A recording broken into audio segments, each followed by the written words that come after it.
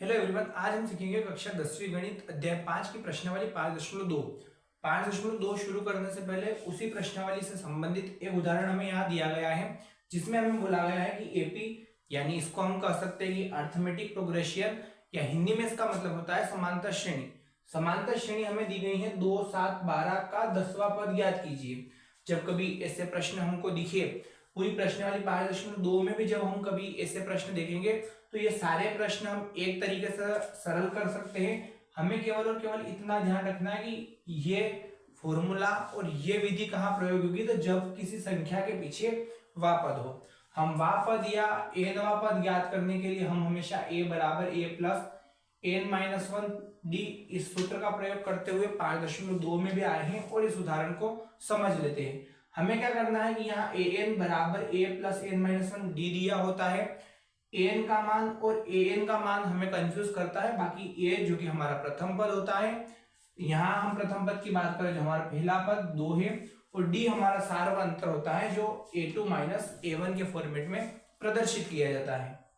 हम कंफ्यूजन केवल यहाँ रखते हैं कि an कहाँ और n कहाँ। तो सीधी सी बात है, जिसके पीछे वह पद लगा हुआ हो वो मान होगा n का, यानी n के मान के बराबर हम कह सकते हैं कि पीछे आना चाहिए वह पद, या पद भी दिख जाएगा तब भी हम कहेंगे उसको कि वो n का मान है।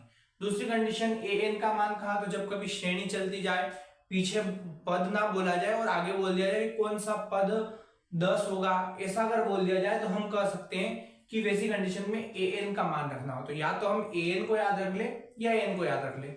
यहाँ शुरुआत हम करते हैं, जो हमें दिया गया है उसे हम लिख लेते हैं। हमने यहाँ लिखा दिया है प्रथम पद जो कि हमें दिया है a बराबर 2। फिर हम सार्व अंतर की बात कर लेते हैं, तो सार्व अंतर d बराबर a2 माइनस a1। a2 यानी इसी अर्थमेटिक प्रोग्रेशन समांतर श्रेणी का दूसरा वाला पद, 7 माइनस a1 यानी यहाँ पर 2, और जो चल रहा है सार्व अंतर के बराबर, यहाँ आया 5। उसके बाद n का मान हमने अभी चर्चा की, जिसके पीछे वा पद लगा हुआ होता है वो n का मान, यानी 10 जो है 10वां पद 10 जो होगा वो n का मान होगा।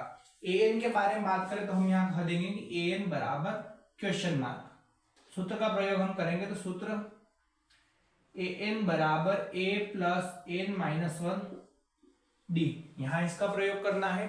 अब हमें क्या करना है, इसमें मान रखना है, तो a और n का मान हमें दे रखा है 10, यानी हमें a के 10 पदों के बराबर मान ज्ञात करना है। उसके बाद हम चर्चा कर लेते हैं, तो a जो कि हमारा पहला पद है यहाँ दिया गया है 2 प्लस n-1 के बारे में हम बात करेंगे। n हमारा पद होगा या जिसके पीछे वह पद, जो कि अभी हमने ज्ञात किया 10 माइनस 1, और d का मान सार्व अंतर यानी 5 है। इसका सॉल्यूशन हम कर लेते हैं, तो हम कहेंगे कि a के 10 पदों के बराबर आएगा 2 प्लस 10 में से 1 हम घटाएंगे, यहाँ आएंगे 9 गुणित 5। अब ये गुणा कहां से लगा, तो हम कह सकते हैं कि हमने ब्रैकेट हटाया और इन दोनों के बीच में कुछ नहीं था, मतलब गुणा था। इसका सॉल्यूशन हम कर लेते हैं, तो a के 10 पदों के बराबर आएगा 2 प्लस 9 5 45, यानी हम कह सकते हैं कि a के 10 पदों के बराबर आया है 47। यहाँ प्रश्न में पूछ रहा था कि AP 2, 7, 12 का 10वां पद ज्ञात कीजिए। हमने यहाँ निकाल दिया कि AP का जो 10वां पद है वो 47 होगा, तो हम यहाँ लिख देंगे अतः AP का 10वां पद 47 है।